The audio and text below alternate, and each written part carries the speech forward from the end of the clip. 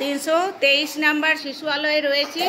আজকে মায়েদের ডেকেছি, যেহেতু আমাদের নিউট্রিশন ডে রয়েছে, তো নিউট্রিশন ডেতে মায়েদের নিয়ে আমরা একটা প্রোগ্রাম করব সেই বিষয়েও। আর আমাদের এখন চলছে ডায়রিয়ার থিম, তো কিভাবে বাচ্চাদের নিজেরা কিভাবে পরিষ্কার পরিচ্ছন্ন থাকবে, বাড়ির চারিপাশ কিভাবে পরিষ্কার রাখবে এবং বাচ্চাদের পরিষ্কার পরিচ্ছন্ন রাখবে, বাচ্চাদের খাওয়ার আগে পরে কিভাবে হাত ধোয়াবে, আজকে সেইটা নিয়ে ওদেরকে দেখানো হলো স্কুলে এবং ওদেরকে সেইটা নিয়েই আজকে আলোচনা করা হবে, তাই জন্য এখানে ডাকা হলো।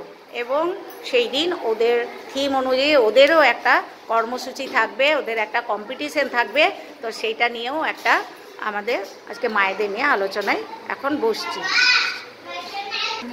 और की बोले ज़्यादा के तेल देके पचफोरन देके और सूखा मिर्चाई देके मसाला को अच्छा से कसिएगा।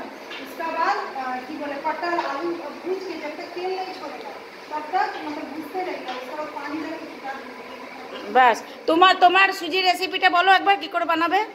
আমারটা তো একটু আগে ঘি দিয়ে সুজিটা ভেজে নেবো, তারপরে গিয়ে সেই গরুর দুধ দিয়ে বা ওই প্যাকেট দুধ দিয়ে 1 চামচ ওই পাউডার দুধ দিয়ে দেবো, তারপরে গিয়ে গাওয়া ঘি দিয়ে হাতে করে লাড্ডুর মতন বানিয়ে মিষ্টি মতো তার উপরে কি বলে কাজু। তুমি বলো গাজর হালুয়াটা কি করে বানাবে?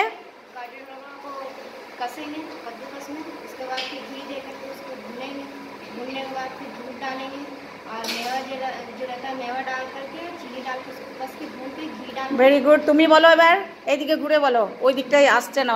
বলো তুমি কি করে সবজি পরোটা বানাবে? প্রিয়াঙ্কা বলো। सब्जी में फिर दाल डाल देंगे, सब सब्जी डालते हैं कुकर में डाल के सिखा देंगे, उसके बाद आटा गूँथ देंगे, उसके बाद रोस्ट करेंगे। Very good. তাহলে দেখুন, আমার মায়েদের আজকে নিয়ে বসেছিলাম, আমাদের যে নিউট্রিশন ডে সেই দিন ওরা নিজেরা রেসিপি বানিয়ে আনবে, তো কে কি রেসিপি বানাবে ওরা ঠিক করেছে এবং কিভাবে বানাবে সেটাও আমার কাছে বলেছে। আপনারা দেখতে থাকুন, শুনতে থাকুন আমার শিশু আলয়ের শিশুদের এবং অভিভাবিকাদের ভূমিকা এবং তাদের কর্মসূচি। ধন্যবাদ।